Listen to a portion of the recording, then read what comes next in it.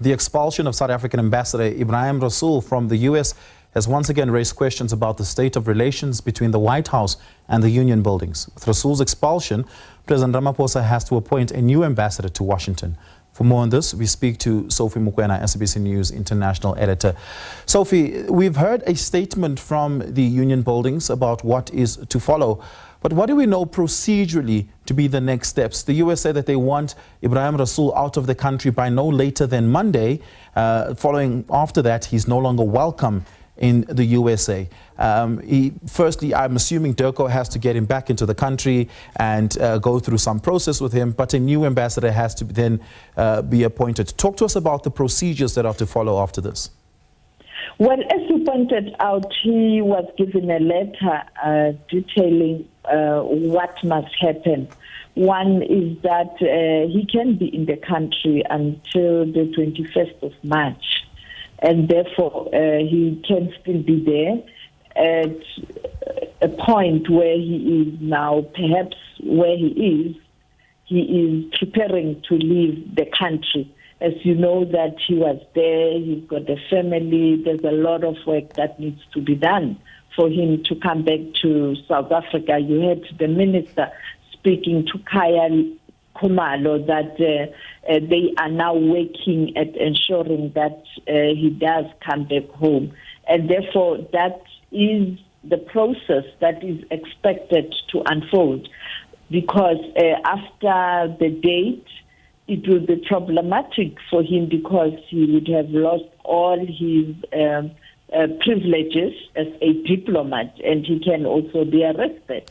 And therefore, he will have to comply. And South Africa has indicated that it will indeed comply with that letter from the State Department. And therefore, I think he is currently preparing to come back. But as you heard earlier on, Shawn Bryce indicated that he has called on South Africa not to give up, to continue to pursue the diplomatic channel. As you know that he was working very hard to ensure that he interacts with different people in the United States of America, including President Trump's administration and officials, to prepare for a meeting of a team coming from South Africa that will be appointed by President Ramaphosa to go and engage with Washington. And it looks like there was progress in that front.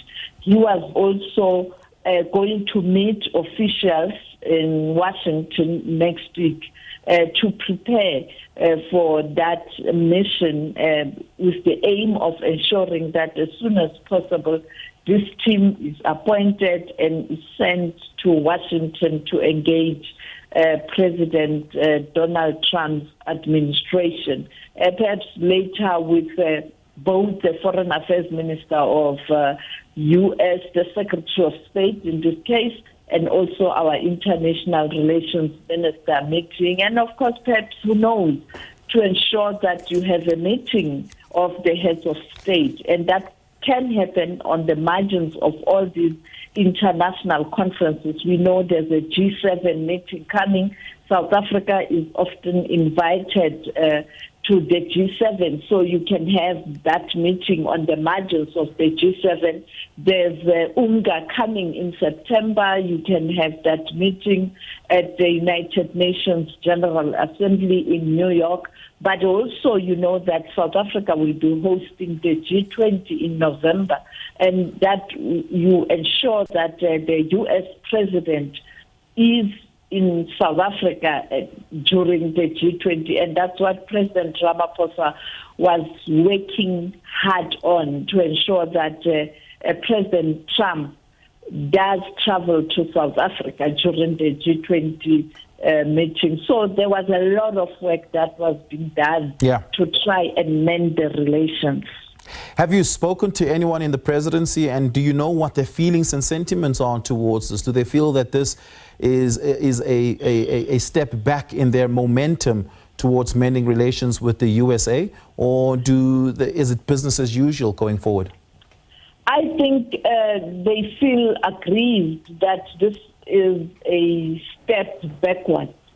You know that it was a lot of negotiations and to and fro, diplomatic, to try and ensure that you open the door for interaction.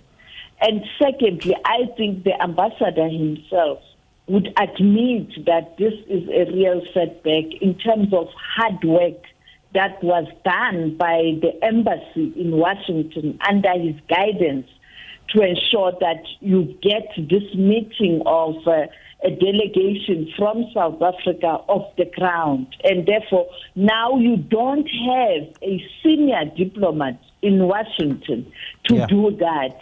It is going to be very, very difficult. It doesn't take just a day or two or a month to appoint an ambassador. It doesn't happen like that. It takes time. The sad thing is that even here in South Africa, there's no U.S. senior diplomat. Even the second in charge is leaving very soon.